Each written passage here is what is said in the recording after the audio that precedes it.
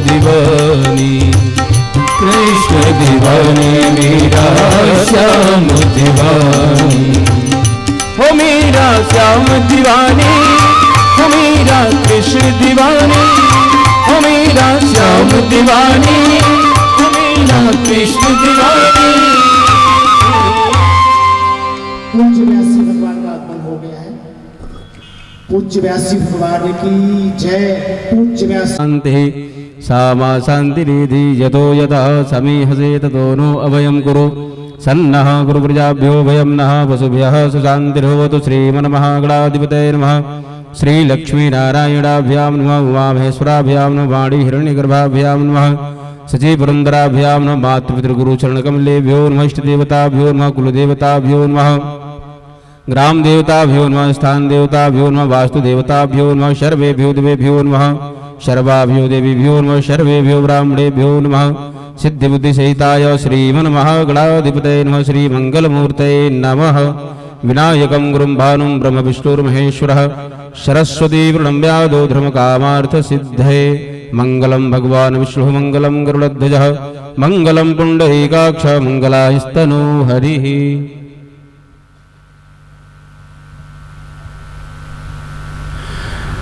ओम अपवित्रः पवित्रो वा शर्वावस्थां गतो विवाह स्मरेत् पुण्डरीकाक्षं सवायाभ्यन्तरः शुचिः। ओम पुण्डरीकाक्षः पुनातु ओम पुण्डरीकाक्षः पुनातु पुनातु पुण्डरीकाक्षः।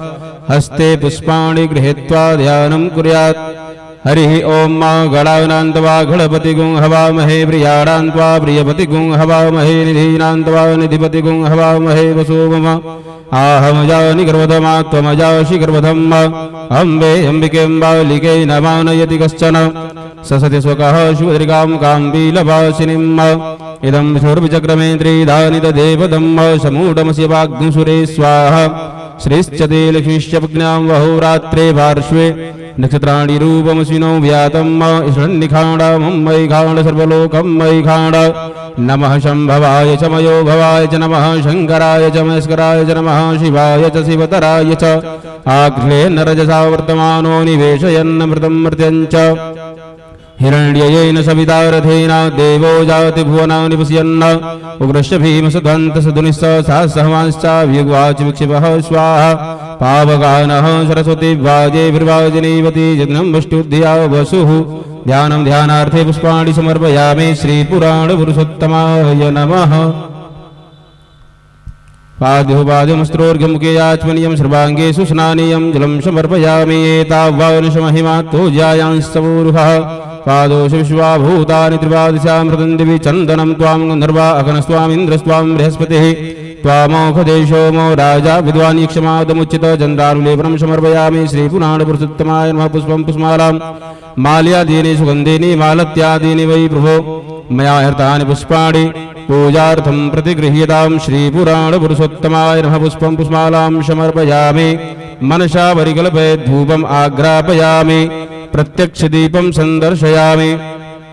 ओम चंद्रमा मनसो जातचक्षोः सूर्यो अजायत श्रोत्राद्वायुषप्राणसमुखादग्निरजायत हस्तौ प्रक्षालनम् नैवेद्यं पुरतो निधाय नैवेद्यं निवेदयामि। ओम नाभ्या आसीदन्तरिक्षगं शीर्ष्णोद्योः शमोर्दता बुद्भ्याम्भो मृदिशः श्रोत्रात् तथा लोकान् अकल्पयन्नो नैवेद्यं निवेद्यान्ते। आचमनीयं जलं समर्पयामि। ओम प्राणाय स्वाहा अपानाय स्वाहा व्यानाय स्वाहा उदानाय स्वाहा शमानाय स्वाहा मध्य मध्य पानीयमुत्तरापोषणं जलं समर्पयामि। कृतायाः पूजाया शाद्गुण्यार्थे द्रव्यदक्षिणां हिरण्यगर्भः समवर्तताग्रे भूतस्य जातः पतिरेकयासीद सदाधार पृथिवीन्द्यामुदेवाङ्गस्मै देवाय हविषा विधेम। शाद्गुण्यार्थे हस्ते पुष्पाणि गृहीत्वा प्रार्थना मंत्र पुष्पांजलिं ध्येयः सदा सवितृमण्डलमध्यवर्तिः नारायणः सरसिजासन सन्निविष्टः केयूरवान् मकरकुण्डलवान् किरीटे हारे हिरण्यमय वपुः धृतिशङ्खचक्रः नीलाम्बुजश्यामलकोमलाङ्गं शीताशमारोपितवामभागं पाणौ महाशायकचारुचापम् नमामि रामं रघुवंशनाथम्। ओम जज्ञेन जद्रमे जन्तदेवास्तानि धर्माणि प्रथमान्यासन्न ते हनाकं महिमानः ससन्त यत्र पूर्वेशाध्याः सन्ति देवाः प्रार्थनापूर्वकं मन्त्रपुष्पाञ्जलिः समर्पयामि। श्रीपुराणपुरुषोत्तमाय नमः। श्री व्यास जी महाराज का पूजन करेंगे। अखंडमंडलाकारं व्याप्तं येन चराचरं तत्पदं दर्शितं येन तस्मै श्रीगुरुवे नमः। व्यासाय विष्णुरूपाय व्यासवे नमो वै ब्रह्मनिधये वासिष्ठाय नमो नमः। व्यासपीठ की एक परिक्रमा कर लेंगे सभी लोग। यानि कानि च पापानि जन्मान्तरकृतानि च तानि सर्वाणि नश्यन्तु प्रदक्षिणपदे पदे। जय जय श्री राधे बोले श्री हनुमान जी महाराज की जय।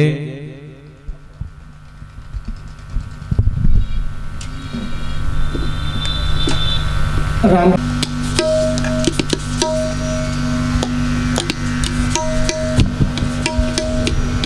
वीरेंद्र चतुर्वेदी जी भी नजर आ रहे हैं। वीरेंद्र चतुर्वेदी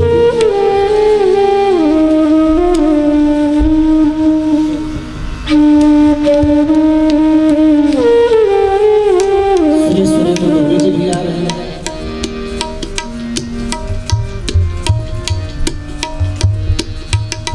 कृपया मंच को खाली करते हैं।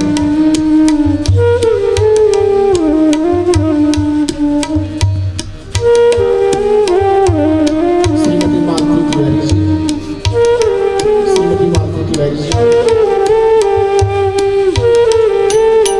श्री भीम तिवारी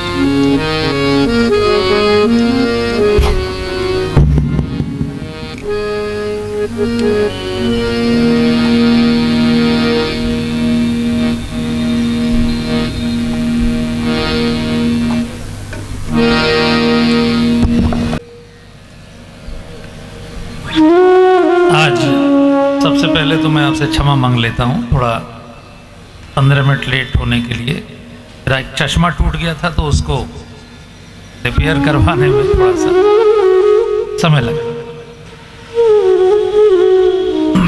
बिना चश्मे के प्रॉब्लम भी रहती थोड़ी। आज बहुत ही पवित्र दिन इसलिए है कि आज हम सबको श्री भरत जी के चरणों का सानिध्य प्राप्त होगा। श्री भरत जी वास्तव में मानस के हंस हैं। अच्छा, पहले तो शादी के कार्डों पर लिखा मिल भी जाता था कि जब किसी के यहाँ कार्ड भेजते थे तो उस पर लिखा होता था, जो कि आज शुक्ला जी हमारे यजमान हैं तो उनका तो छपाई का ही काम। आपको भी याद होगा पहले कार्ड पर छपवाते थे कि हे मानस के राजहंस तुम भूल न जाना, भेज रहे हैं नेह निमंत्रण, प्रियवर तुम्हें बुलाने। अब वो भाषा बदल गई, शिक्षा बदल गई, तो अब मेरे चाचा की शादी में जुलूल जुलूल आना ऐसा लिखवाते। तो वास्तव में श्री भरत जी मानस के राजहंस हैं और बहुत ही दिव्य उनकी कथा है।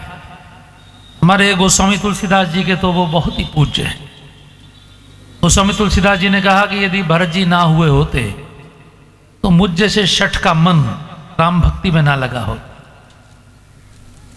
कलकाल तुलसी से सठन हठ राम सन्मुख करत को एगो समझ। तो आज हम सबका बड़ा सौभाग्य है कि श्री भरत जी की कृपा हमारे ऊपर होगी। आइए, भगवान का दरबार सामने है और इसमें एक फोटो दिखाई पड़ रही है। एक भाई चंवर लेकर खड़े हैं जो हवा कर रहे हैं पीछे, सिंहासन के पीछे दो भाई खड़े हैं ना, एक के हाथ में वो हवा करने वाला है चंवर, उसको चंवर ही कहते हैं। वो श्री भरत जी है, क्योंकि जिस समय सिंहासन पर तिलक हो रहा था, ये उस समय का सीन है जिस समय राज तिलक हो रहा था, तो भरत जी कहीं दिखाई नहीं पड़ रहे। तो गुरुजी ने पूछा भरत कहाँ है, तो वो सिंहासन के पीछे खड़े थे चंवर लेकर। उन्होंने कहा मैं सामने आना नहीं चाहता क्योंकि मैं कैकेयी का बेटा हूं, मेरे कारण प्रभु को 14 वर्ष वन में, तो हमेशा पीछे रहने वाले और हमेशा राम राज्य की नींव में अपना योगदान करने वाले ऐसे महापुरुष। अभी हम सब लोग मंगलाचरण करें, प्रेम से कमर सीधी कर लें, 3 बार उनका उच्चारण।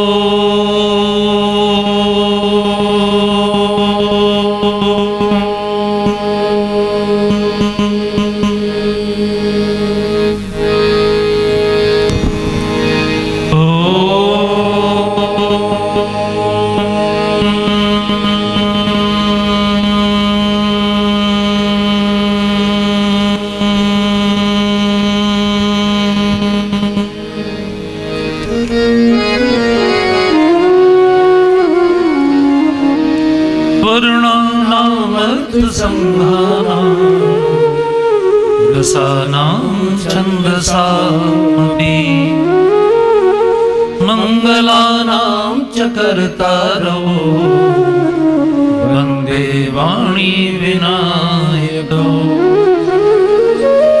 आदितस्य नमस्कारा ये कुर्वन्ति दिने दिने आयुर्प्रज्ञा बलं वीर्यं तेजस्तेषां च जायते कर्पूरगौरं करुणावतारं संसारसारं भुजगेन्द्रहारं सदा वसन्तं हृदयारविन्दे भवं भवानी सहितं नमामि लोकाभिरामं रणरङ्गधीरं राजीवनेत्रं रघुवंशनाथं कारुण्यरूपं करुणाकरं तं श्रीरामचन्द्रं शरणं प्रपद्ये मनोजवं मारुतितुल्यवेगं जितेन्द्रियं बुद्धिमतां वरिष्ठं वातात्मजं वानरयूथमुख्यं श्रीरामदूतं शरणं प्रपद्ये। बोली रामचंद्र भगवान की जय, श्री हनुमान जी महाराज की जय।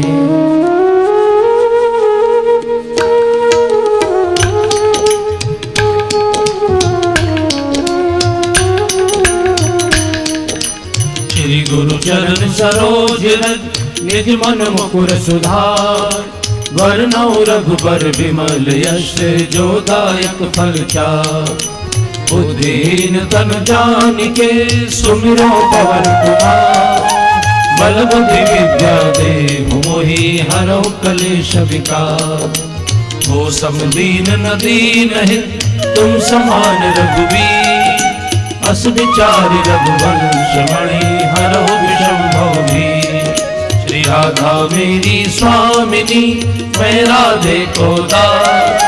जन्म जन्म मोहि दीजियो श्री वृंदावन वास।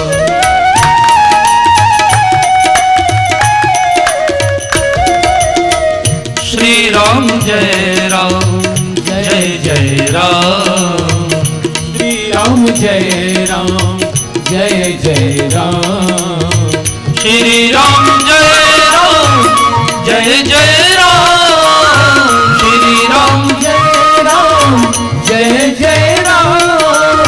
श्री राम जय राम जय जय राम। श्री राम जय राम जय जय राम। श्री राम जय राम जय जय राम। श्री राम जय राम जय जय राम। मंगल भवन अमंगल हारी, मंगल भवन अमंगल हारी। द्रबहु सुदशरथ अजिर बिहारी, द्रबहु सुदशरथ अजिर बिहारी। जय जय जय हनुमान गोसाई, जय जय जय हनुमान गोसाई। कृपा करहु गुरुदेव की नाई, कृपा करहु गुरुदेव की नाई। जहि विधिनाथ होए हित मोरा, जहि विधिनाथ होए हित मोरा। करहु सुबेद दास में तोरा, करहु सुबेद दास में तोरा। दीन दयाल बिरध संभारी, दीन दयाल बिरध संभारी। हरहु नाथ मम संकट भारी, हरहु नाथ मम संकट भारी। श्री राम जय राम जय जय राम। श्री राम जय राम जय जय राम। श्री राम जय राम जय जय राम। श्री राम जय राम जय जय राम। श्री राम जय राम जय जय राम। श्री राम जय राम जय जय राम। श्री राम जय राम जय जय राम। श्री राम जय राम जय जय राम।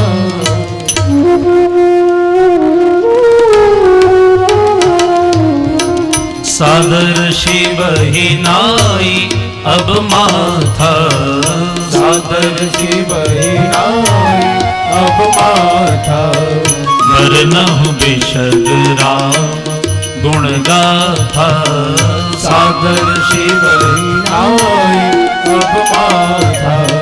वरनहु विशद राम गुण गाथा। जय जय गिरिवर राज किशोरी, जय जय गिरिवर राज किशोरी। जय महेश मुख चंद्र चकोरी, जय महेश मुख चंद्र चकोरी। जय गज बदन षडानंद माता, जय गज बदन षडानंद माता। जगत जननी दामिनी दुति गाता, जय गज बदन षडानंद माता। जगत जननी दामिनी दुति गाता। राम कथा कली कामद गाई, राम कथा कली कामद गाई। सुजन सजीवन मोरी सुहाई, सुजन सजीवन मोरी सुहाई। मंगल भवन अमंगल हारी, मंगल भवन अमंगल हारी। उमा सहित जेहि जप जपत पुरारी। मंगल भवन अमंगल हारी उमा सहित जय जपत पुरारी।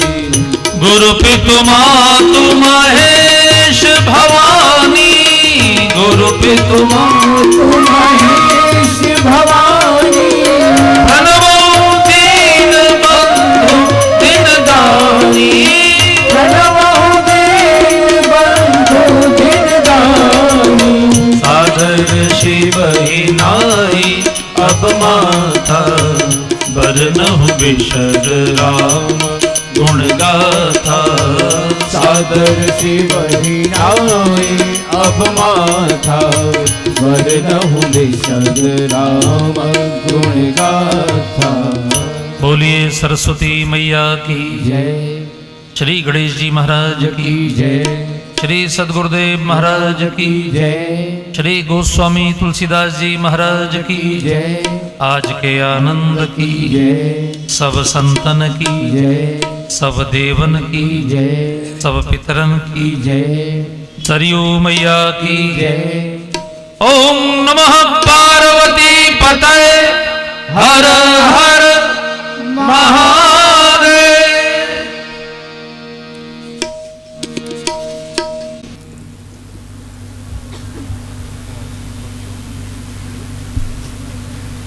आप सभी को पुनश्च प्रणाम करते हुए आज कथा का 7वां पुष्प भगवान के चरणों में समर्पित करते हुए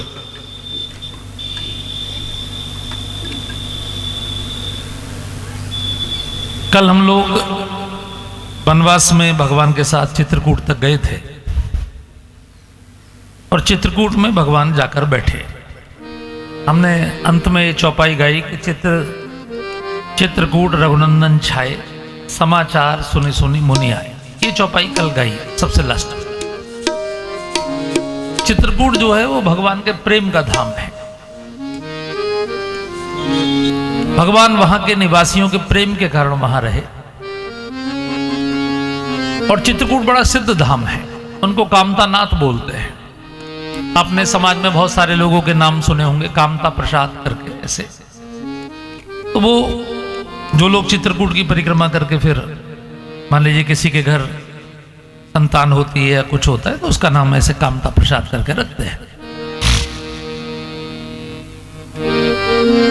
तो भगवान चित्रकूट में है और सुमंत्र ने लौटकर अयोध्या में खाली रथ लेकर जब लौटे हैं तो तुरंत नहीं लौटे। इस दिन भगवान को छोड़ा उसी दिन नहीं लौटे। जब निषादराज लौट आए तब सुमंत्र अयोध्या लौटे। छठे दिन रात को अयोध्या में खाली रथ लेके घुसे हैं। दिन में नहीं घुसे। अयोध्या वालों को क्या उत्तर दूंगा, खाली रथ लेके आए तो रात में घुसे।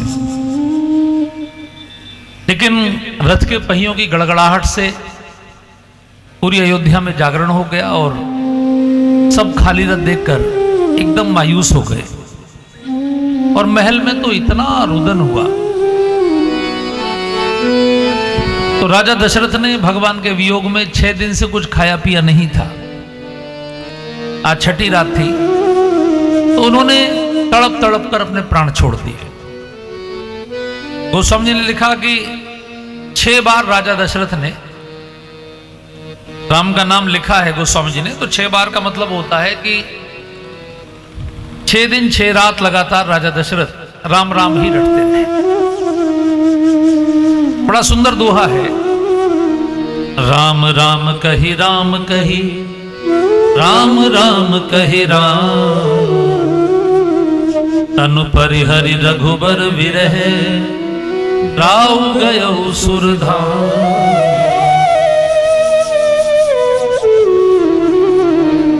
बहुत तड़पे, बहुत रोए। कौशल्या माँ ने बहुत समझाए, लेकिन राजा दशरथ ने कहा कि महारानी अगर मेरे बेटे की कोई गलती होती तब तो मैं धैर्य धारण करता, लेकिन मेरा बिल्कुल सुशील निर्दोष निरपराध बालक जिसने लौटकर यह भी नहीं पूछा कि पिताजी मेरी गलती क्या है। जब कैकेयी ने वन दिया तो उन्होंने लौटकर ये नहीं पूछा कि मेरी गलती क्या है, सीधे बन चले गए। ऐसा दिव्य चरित्र के, ऐसे दिव्य स्वभाव के, जिनकी उम्र अभी महल में रहने की है, वो वन में रहे और मैं महल में रहूं। तो भगवान के स्वभाव को याद करके राजा दशरथ तड़प तड़प कर रोए। हार गुनंदन प्राण प्रीते, हार गुनंदन प्राण प्रीते, तुम बिनु जियत बहुत दिन बीते, तुम बिनु जियत बहुत दिन बीते। हाँ जानकी लखन हार घुबर, हाँ जानकी लखन हार घुबर, हाँ पितु हित चित चातक जलधर, आप तो हित चातक जलधर, हर गुनंदन प्राण प्रीते, हर गुनंदन प्राण प्रीते। किसी ने पूछा कि भगवान के पिताजी को भी इतना, जिन्होंने भगवान को गोद में खिलाया, जिनकी इतनी बड़ी साधना है, उनको इतना क्यों तड़पना पड़ा, उनकी मृत्यु सुखपूर्वक क्यों नहीं हुई? गोस्वामी जी ने कहा कि जब ये पिछले जन्म में मनु महाराज थे और इन्होंने नैमिषारण्य में जाके तप किया था, तो इन्होंने वरदान मांगा था कि आप मेरे पुत्र बनकर आए। भगवान ने कहा था तथास्तु। तो इन्होंने ये भी साथ में कहा था कि चाहे दुनिया मुझे कितना भी मूर्ख कहे, वो ही बड़मूड़ कहे कि न को, लेकिन मेरा प्रेम आपके चरणों में ऐसा हो, सुत विषयक तब पद रति हो, बेटे में मेरा इतना प्रेम हो कि जब आप मुझसे बिछुड़े तो मैं ऐसे तड़पूं जैसे मणि के बिना नाग और जल के बिना मछली तड़पती है। अच्छा, आप जानते हैं मणि के बिना नाग तड़पता तो है लेकिन मरता नहीं है, लेकिन जल के बिना मछली मर जाती है। हम लोग छोटे बच्चे थे तो हमको कविता याद कराई जाती थी कि मछली जल की रानी है, जीवन उसका पानी है, हाथ लगाओगे डर जाएगी, बाहर निकालोगे तो मर जाएगी। तो दोनों तरह से राजा दशरथ तड़पे। विश्वामित्र लेकर गए तो नाग की तरह तड़पे बिना मणि के। फनी बिनु मणि जिमि जल बिनु मीना, मम जीवन तिमि तुम ही अधीना, ऐसा एक वरदान मांगा था। रामायण में, हमारे शास्त्रों में उपमाएं भी कितनी सुंदर दी गई हैं। उपमा का तरीका देखिए तो समझने कितनी सुंदर उपमा दी है। वृत्रासुर जिस समय मर रहा था, श्रीमद् भागवत की कथा है छठे स्कंद की। वृत्रासुर का नाम तो आप सबने सुना है, जो कि हमारे कोर्स में पढ़ाया गया कि दधीची ऋषि ने उसी की हड्डियों से, दधीची की हड्डियों से ही वज्र बना, उससे इंद्र ने वृत्रासुर को मारा। मैं समझता हूं कि अब तक के इतिहास में तो धार्मिक इतिहास है जिसे अभी हमारे इतिहासकार मानते नहीं है, अभी मानेंगे कुछ दिन में, अभी सब आने वाला है। अब टेक्नोलॉजी इतनी बढ़िया आ रही है कि अब सब मानेंगे। उसमें जिस राक्षस ने देवताओं की सर्वाधिक पिटाई की अब तक के इतिहास में, उसका नाम था वृत्रासुर। बहुत बलवान, बहुत योग्य, बहुत बड़े ऋषि का बेटा, त्वष्टा ऋषि का। सर्वाधिक पिटाई उसने की और मैं समझता हूं कि लाखों वर्षों तक इंद्र छुपा रहा डर के मारे। तो वो जिस समय मर रहा था, भगवान उसके सामने थे, वज्र में ही भगवान प्रकट हो गए। भगवान ने उसे वज्र में ही दर्शन दिए और कहा बेटे वर मांग, क्योंकि आप जानते हैं इस दुनिया में जो भी बलशाली है वो किसकी कृपा से बलशाली है? वो भगवान की कृपा से बलशाली है। अब ये जो हमारा शरीर है, ये शरीर भी भगवान ने दिया, तो इसमें जो भी हमको मिला है, रूप मिला, बल मिला, यश मिला, प्रतिष्ठा मिली, वैभव मिला, ऐश्वर्य मिला, ज्ञान मिला, बल मिला, ये सब किसने दिया? तो अब किसको कितना दिया ये वो तय करते हैं। किसी को विश्व चैंपियन बना दिया कुश्ती में, फिर अगली बार किसी और को बना दिया। इसलिए तो हनुमान जी ने रावण को समझाया था कि ये जो तेरे पास बल है तेरा नहीं है रावण, जाके बल लवलेश थे जिते हो चराचर झार, उनके दिए गए बल से ही तो आपने संसार को जीता है। भगवान ने गीता में कहा मैं बलवानों का बल हूं, मैं तेजस्वियों का तेज हूं। तो वृत्रासुर को बल देने वाले भी वही हैं, तो इसलिए वही प्रकट हुए उसकी मृत्यु से पहले और उसे कहा बेटे भर मांग ले। उसने आंखों से आंसू बहाते हुए कहा प्रभु अब मुझे राजा मत बनाइएगा, न नाक पृष्ठम न च पारमेष्ठ्यम न सार्वभौमम न रसाधिपत्यम न योग सिद्धिर पुनरंभवम वा। कितना सुंदर बोल रहा है। यानी इस संसार के पदों की तो बात छोड़िए, अगर आप देवताओं के पद भी प्रदान करेंगे तो उसमें भी मेरी रुचि नहीं है, क्योंकि मैंने समस्त देवलोकों का भी शासन करके देख लिया है। ना मुझे योगियों की सिद्धि चाहिए, ना मैं कोई आपसे ये मांगता हूं कि मैं फिर से दोबारा अच्छा जन्म प्राप्त करूं, जो भी मैं करूं। भगवान ने कहा फिर क्या मांगते हो? तो उन्होंने कहा कि किसी संत के चरणों की सेवा दीजिएगा, अगली बार जब मुझे जन्म दे तो मुझे किसी संत के चरणों की सेवा मिले। अहम हरे तब पादेक मूलम दासानुदासो भवतास्मि भूयः मनः स्मरे तब सुपतेर गुणास्ते गृणीत बाक कर्म करोतु कायः। अहम हरे तब पादेक मूलम, जो आपके चरणों में ध्यान लगाते हैं, ऐसे जो आपके दास हैं उनका दास मुझे बनाई, दासानुदास। भगवान ने कहा उससे क्या करोगे? बोले मेरी वाणी आपका गुणगान करेगी और मेरा मन सदैव आपका सुमरन करेगा। तो भगवान ने कहा अच्छा भक्ति करना चाहते हो तो कितनी कितनी प्रबल भक्ति करो। कल हम लोग बात कर रहे थे ना, कान कैसे हो, आंखें कैसी हो। जैसे कल हमने मीरा की भक्ति की चर्चा की, अन्य भक्तियों की चर्चा की। तो भगवान ने कहा कितने भाव से, कितनी गहराई से मेरा नाम जपोगे। वृत्रासुर ने कहा अजात पक्षम एवं मातरम खगा। जैसे पक्षी के घोंसले में अंडों में से जो बच्चे निकलते हैं, पक्षी के बच्चे जिनके अभी पंख नहीं बने हैं, अभी बिल्कुल कोमल बच्चे हैं, अंडे में से निकले हैं, वो उड़ नहीं सकते अभी, तो वो दिन भर अपनी मां को जैसे पुकारते हैं, ऐसे प्रभु मैं आपको पुकार। इतनी सुंदर उसने उपमा दी। भगवान ने कहा अभी आनंद नहीं आया वृत्रासुर, और सोचो, क्योंकि पक्षी का बच्चा अपनी मां को इसलिए पुकार रहा है कि उसे भय लग रहा है कि उसे कोई सांप ना खा जाए या उसे कोई बिल्ली ना खा जाए, क्योंकि बिल्ली भी पेड़ पे चढ़ जाती है और सांप भी पेड़ पे चढ़ जाता है।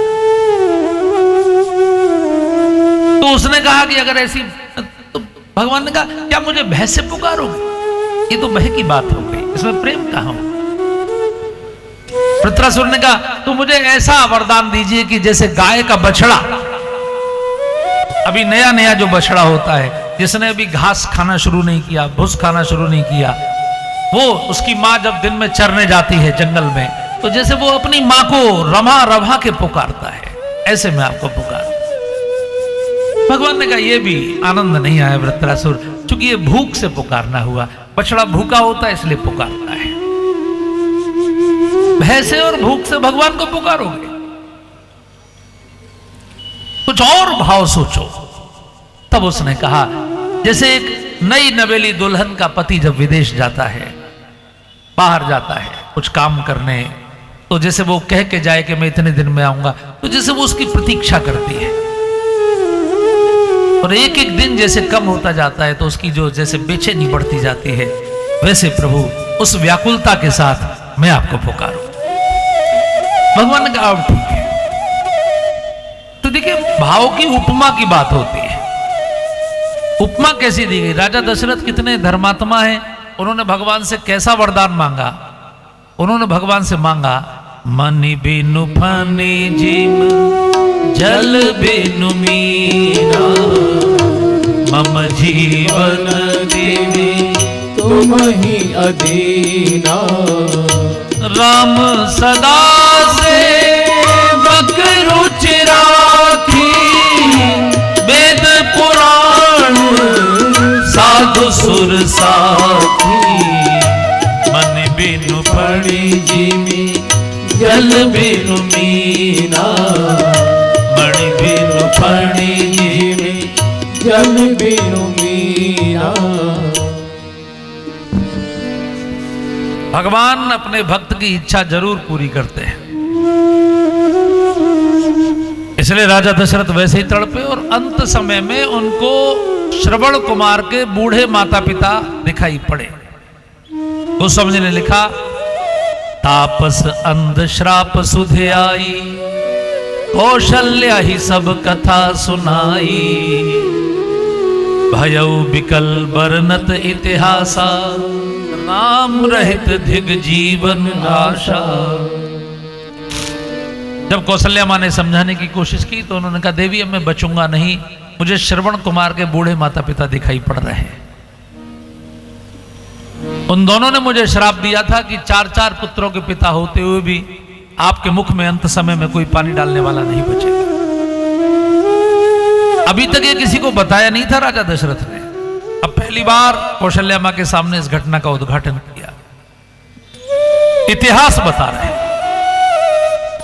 देखिए, यहां मैं एक छोटा सा निवेदन करूंगा, कथा तो आपको सब मालूम ही है।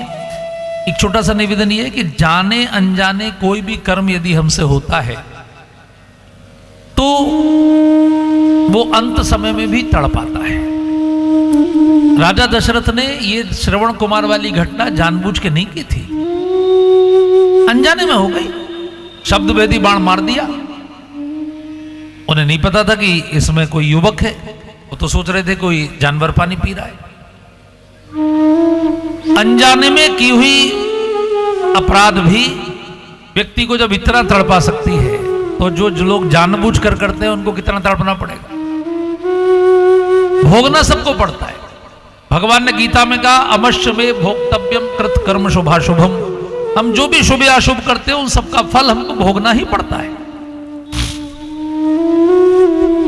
तो राजा दशरथ का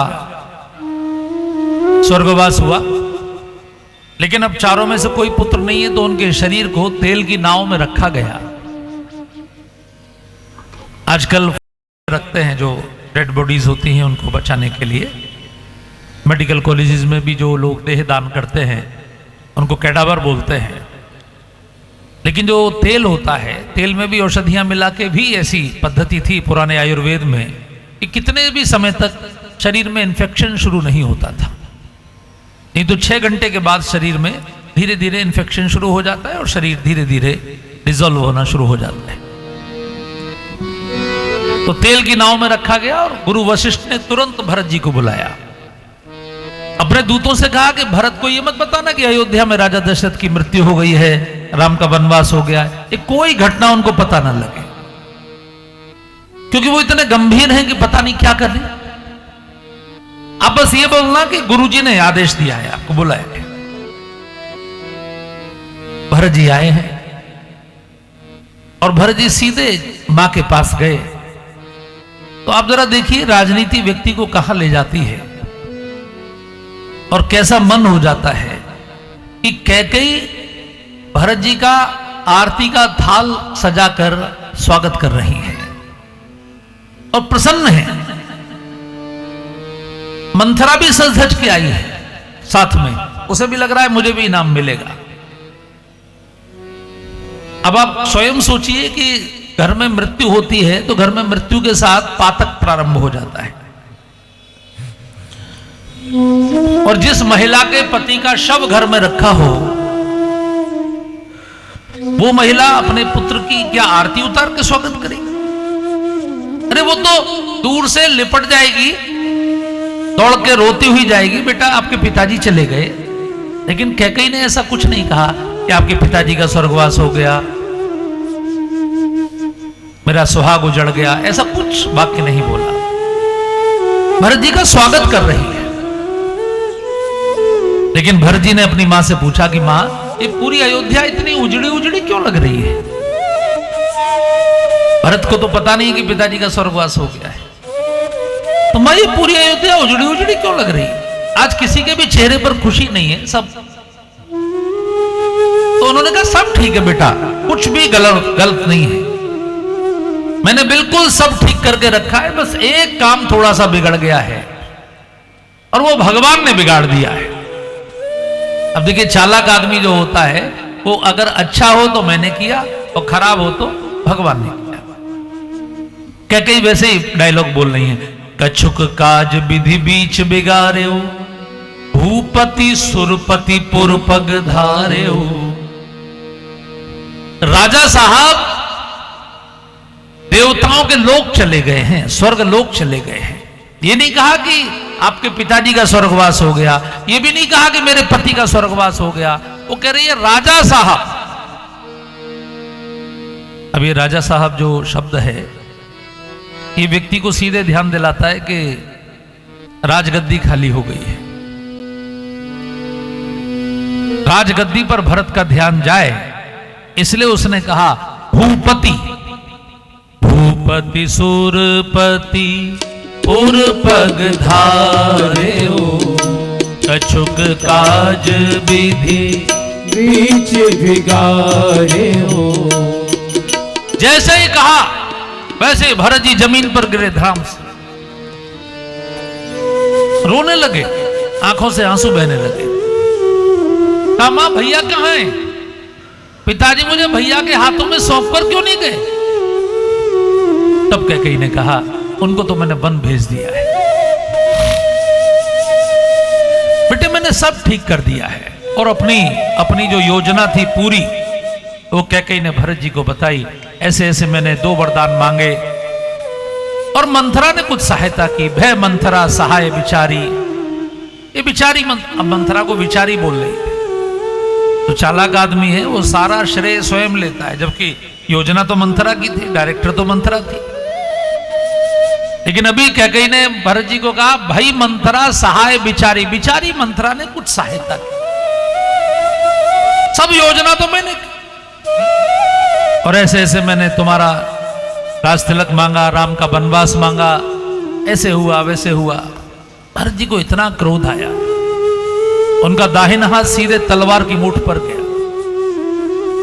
उनको लगा कि 1 सेकंड में मैं तलवार निकालूं और इसका सिर उड़ा दूं।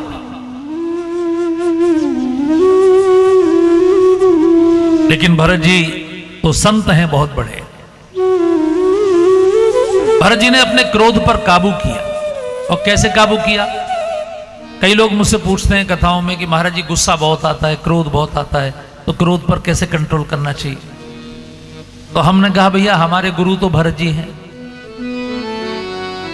हमारे गोस्वामी जी के गुरु भी भरत जी हैं, तो हम तो भरत जी से ही सीखते हैं जो सीखते हैं। तो भरत जी ने क्रोध को कैसे काबू किया? भरत जी ने लंबी सांस भर के छोड़ी। बच्चे अगर पीछे खेलेंगे तो इनको ज्यादा आनंद रहेगा, यहां खेलेंगे तो डिस्टरबेंस रहेगा, आपको भी रहेगा मुझे भी रहेगा। थोड़ा सा एक बड़ा बच्चा कोई है, बड़ा सोनू, वो ओम कहाँ है? ओम खड़े हो जाओ, इन्हें पीछे जो खाली जगह है ना वहां ले जाके कुछ खेल खिलाओ, बढ़िया सा अच्छा सा खेल खिलाओ। सब बच्चे पीछे चले जाओ, बढ़िया खेल खेलो। हाँ, अच्छी तरह खेलेंगे वहां तो ये भी मस्त रहेंगे। वैसे मुझको बच्चों के बहुत अच्छे खेल आते हैं, लेकिन मेरी प्रॉब्लम ये है कि मुझे कथा सुनानी है, नहीं तो मैं इनको बहुत अच्छे खेल खिला सकता था।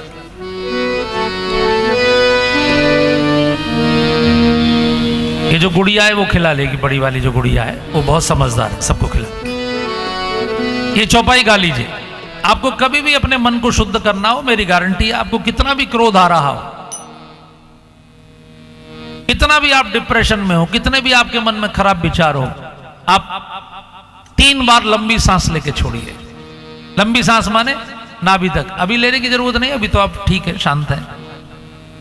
लेकिन जब भी आपको ऐसा है तो आप देखिएगा नाभि तक आपकी सांस जानी चाहिए।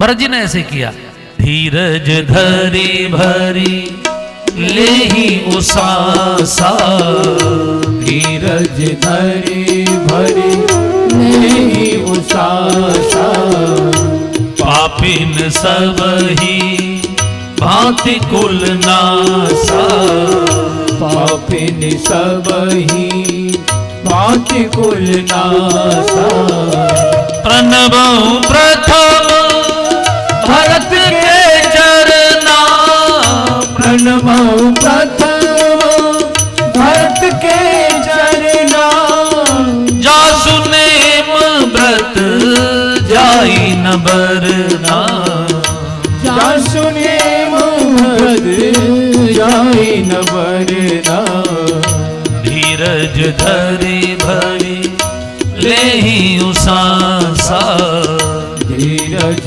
धरी भरी लेहि उसासा।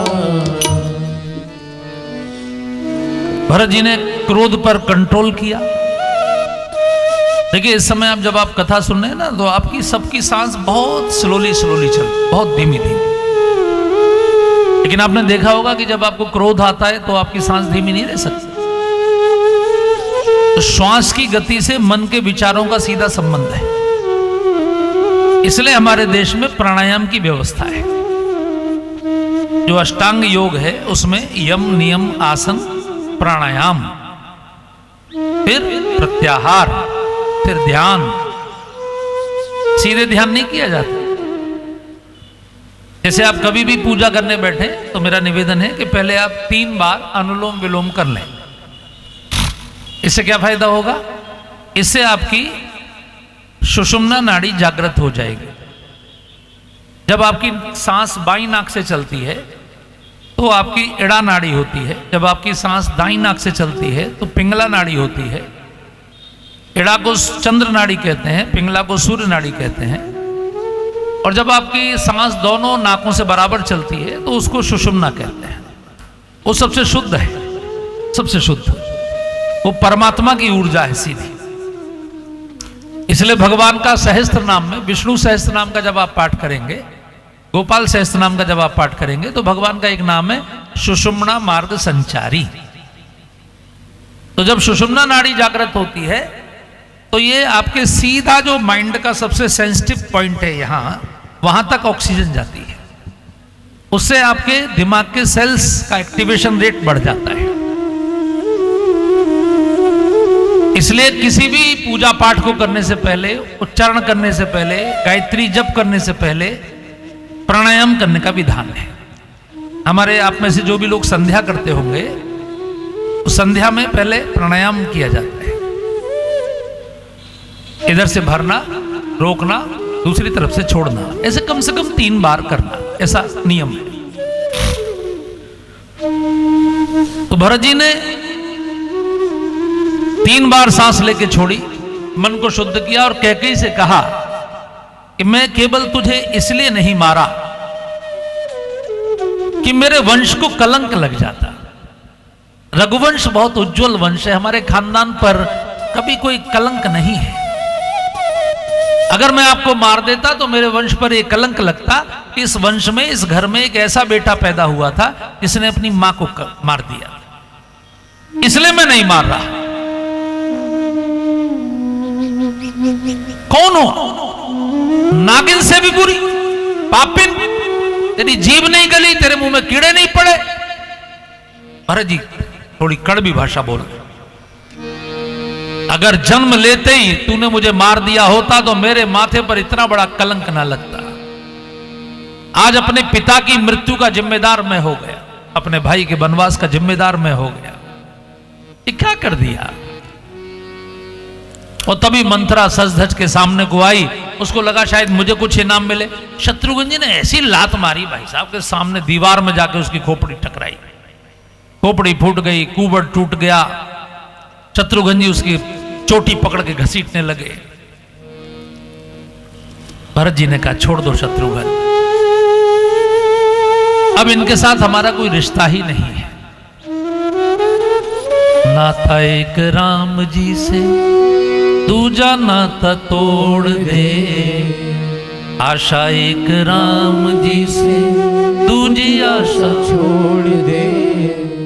भरत जी ने कहा अब ये मेरी मां नहीं, आज के बाद ये मेरी मां नहीं, और आज के बाद ये मेरा घर नहीं, आज के बाद कभी इस चौखट पर पैर नहीं रखूंगा।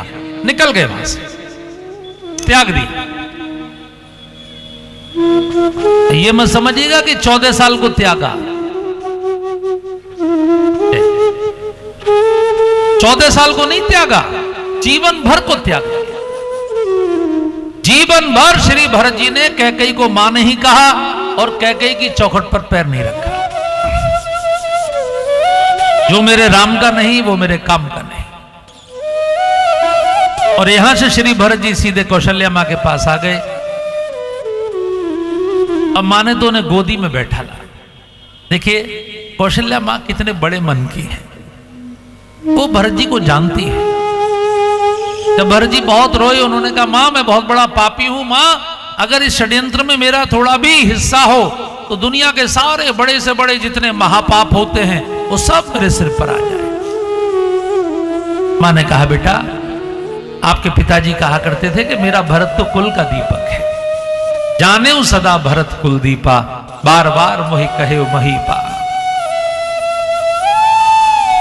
तो मां ने, कौशल्या मां ने भरत जी को गोदी में बिठाया।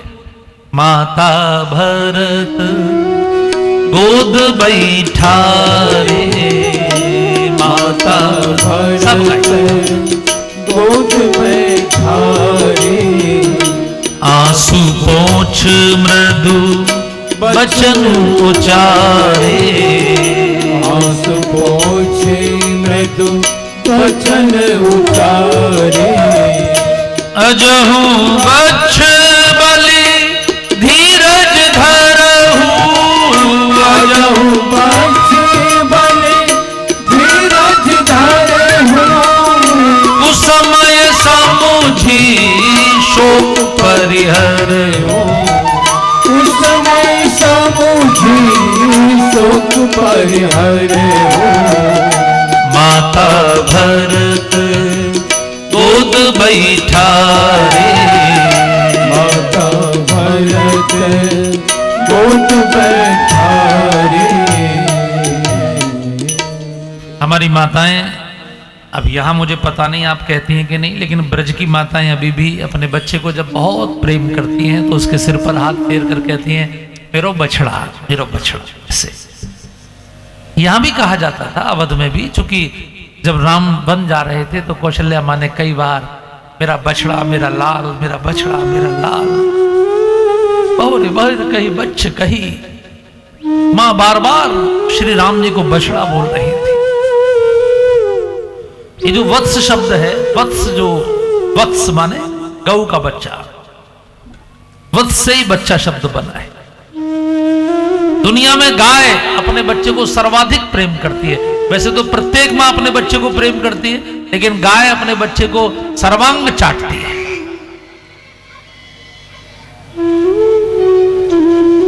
गाय जितना कोई नहीं चाटता बच्चे, इसलिए मां ने भरत जी को बछड़ा कहा। अच्छा पहले क्या होता था ना, हर घर में गाय पलती थी और घर की जो महिला होती थी उसकी गाय से मित्रता होती थी। और महिला जो होती थी वो घर की गाय की बात समझती थी, गाय जो होती थी वो घर की मालकिन की बात समझती थी। और गाय इतनी सेंसिटिव होती है कि अगर घर में कोई बीमार है तो वो अपने ऊपर ले लेती है। पिछले साल मुझे कोरोना हुआ, यहीं टिकैत नगर में मेरी कथा चल रही थी, बाराबंकी जिले में। वहां से मैं गया तो कोरोना हुआ, पता नहीं था, वैक्सीन बीच में ही ले ली, कथा के बीच में वैक्सीन ले ली। वैक्सीन का मतलब होता है कि उसके बाद इम्यूनिटी डाउन हो जाती है। अब इतनी भीड़ में कितना भी बचो आप नहीं बच सकते, इतने लोग, श्रद्धा होती है सबकी, तो लग गया कहीं से। उस समय था भी बहुत तेज। तो मेरे घर जो गाय रहती है वो बीमार हो गई, मैं बीमार हुआ, उस दिन गाय बीमार हो गई। जिस दिन मैं ठीक हुआ उस दिन गाय भी ठीक हो गई, 8-9 दिन बाद। तो गाय ने अपने ऊपर ले लिया। ऐसा कई बार देखा गया। तो गाय का अपने घर से एक नाता होता है, इससे सारे ग्रह शांत रहते हैं। हम जब गाय को खिलाते हैं तो उससे हमारे ग्रह भी शांत होते हैं, क्योंकि गाय के शरीर में समस्त देवताओं का वास है। तो माताओं का और गौ माता का एक विशेष लगाव आपस में रहता था। इसलिए कौशल्या माँ ने भरत जी को बछड़ा कहा, अजह बच्छ बलि धीरज धरहु, बेटे मैं बलिहारी जाती हूं, आप धैर्य धारण करो।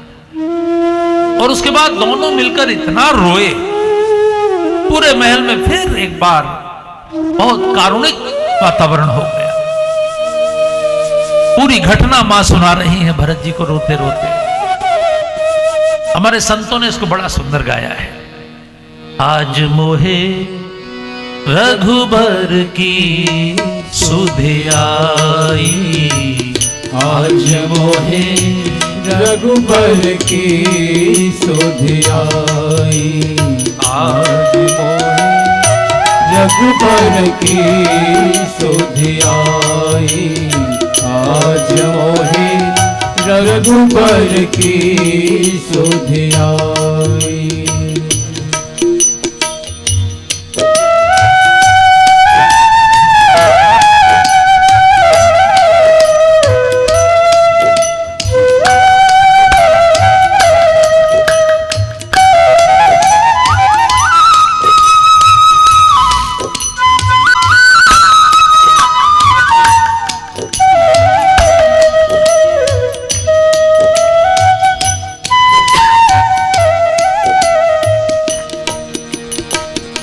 राम बिना मेरी सुनी अयोध्या, राम बिना मेरी सुनी अयोध्या। जितने भी भक्तजन बैठे हैं पंडाल में, सभी से निवेदन है कि आप अपनी वाणी से गाएंगे तो आपको भी आनंद आएगा। वैसे सुनने में भी आएगा, लेकिन गाएंगे तो और बढ़ जाएगा। राम बिना मेरी सुनी अयोध्या, राम बिना मेरी सुनी अयोध्या।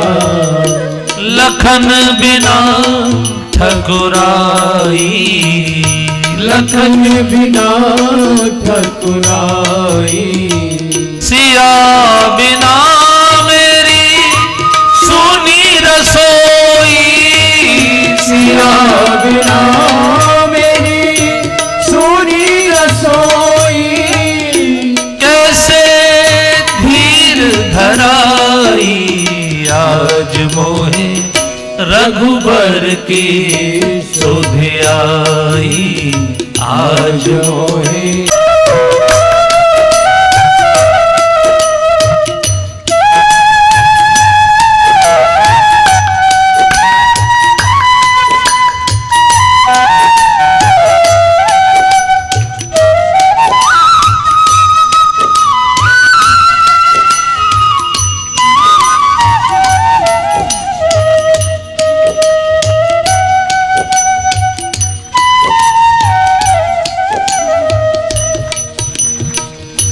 आगे आगे राम चले बन, आगे आगे राम चले बन।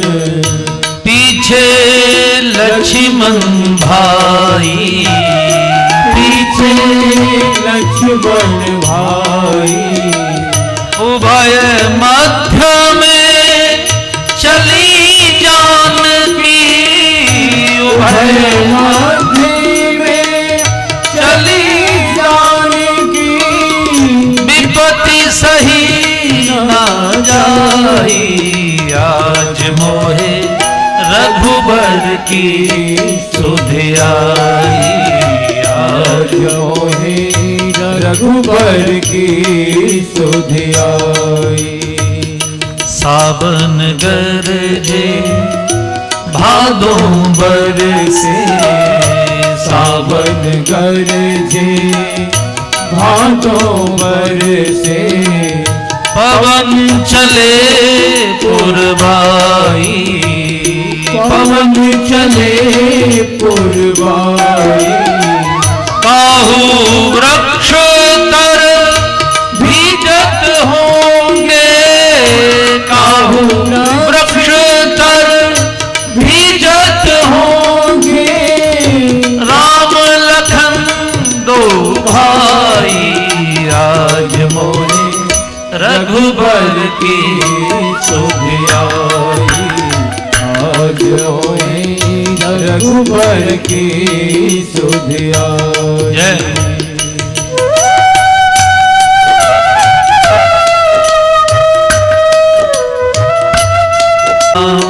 सीताराम राम राम सीताराम राम राम सीताराम राम राम सीताराम राम राम सीताराम राम राम सीताराम राम राम सीताराम राम राम सीताराम राम राम।